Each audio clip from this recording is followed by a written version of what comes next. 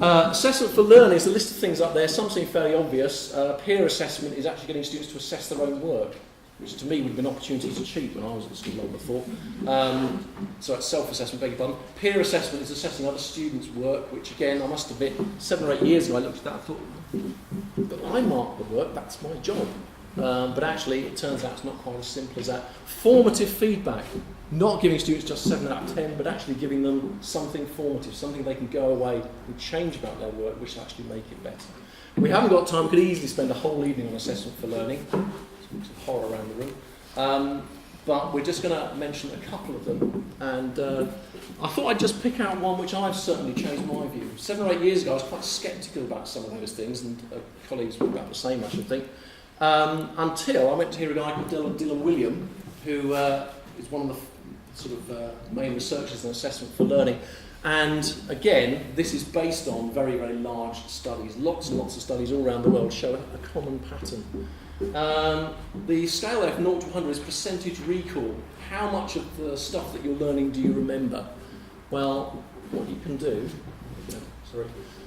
reading your notes.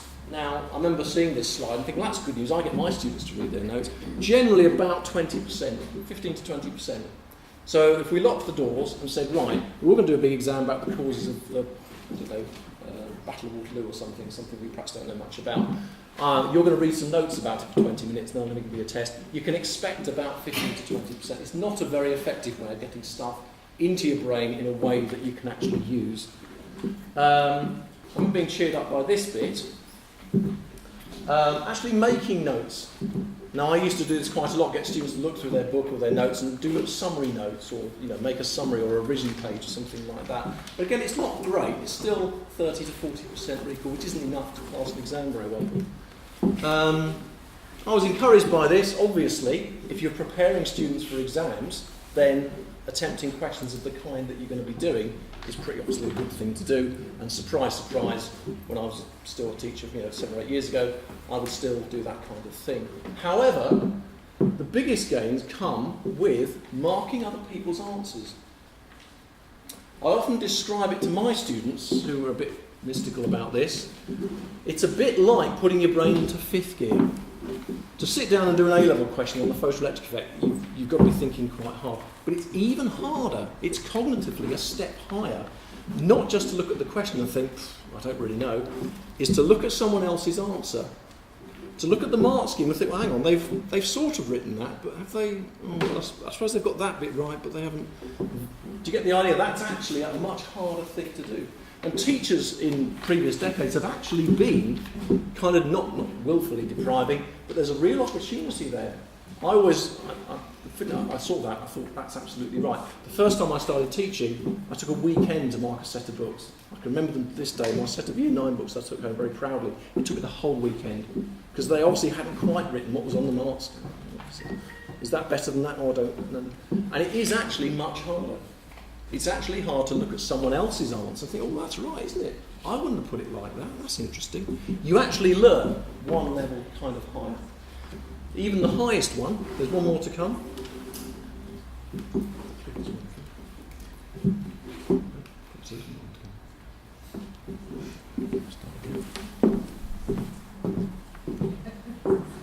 Is actually designing questions, all right? And I tried this very afternoon with Year 12. 12-mark exam question on capacitors, blank piece of paper. Nobody finished. I know it was hot and they weren't at their best, perhaps. That's really difficult. Very, very difficult to do that. And if you think about it, if you did manage to design an exam question on the Battle of Waterloo, how much about the Battle of Waterloo would you need to have understood? All of it.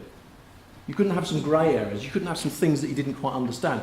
You have to have the whole thing sorted in your head.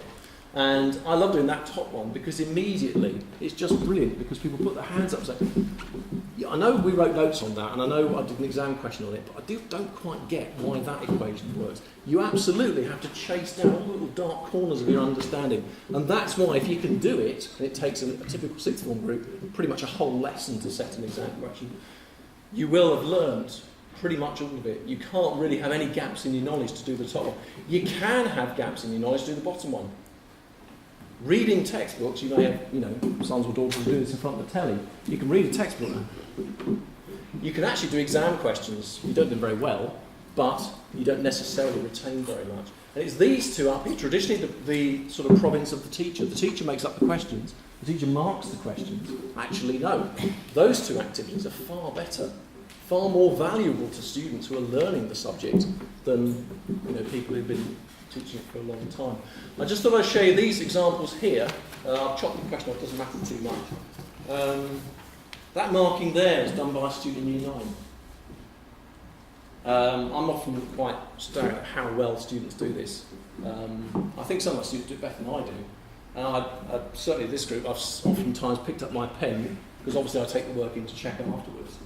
Pick up my pen to take, and I think, oh, I need to, and there's already there.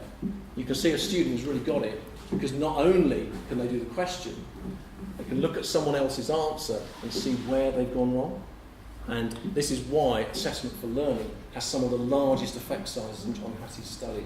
Students who do this kind of activity through secondary school can expect something like 2 grades higher. Obviously not just this. It's this kind of activity, which 10, 15 years ago, people just assumed that was what the teacher did. These things, you actually have to kind of, as I said, put your brain into 4th and then into 5th to do that kind of a thing. And it's no good the teacher doing that. Students obviously need to do that kind of thing. So, second thing on Assessment for Learning, because again it is a bit counterintuitive, comment-only marking. And again, as parents, if you're looking in students' books, hopefully you're going to start to see some of this comment-only marking. Again, when this first came into schools, loads of us couldn't quite get their heads around this. It turns out, there's a nice way of phrasing this if I can get it right. If you've got 10 out of 10, the problem with 10 out of 10 is those kind of students are very happy to read your comments. Oh, 10 out of 10, there's some lovely phrases telling what a nice person I am. Fantastic. You get 2 out of 10. The problem is, if you put a mark with a comment, the students who need to read the comments don't, because you put 2 out of 10. And they just don't want to read it. You put 10 out of 10, those students are happy to read the comments, and of course they're the ones who don't need to. So it turns out, and again, this isn't just an idea, many hundreds of thousands of students across the world have been involved in studies which show, control group again, those students who can comment-only marking or do a lot of that across their secondary school years significantly, and we are talking 1 or 2 grades at GCSE, outperform students who don't.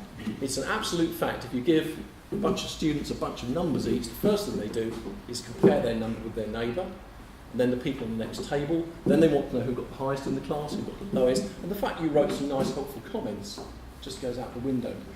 If you put the mark there, you actually stop students generally from reading the comments, or those students that need to read the comments generally don't. Okay?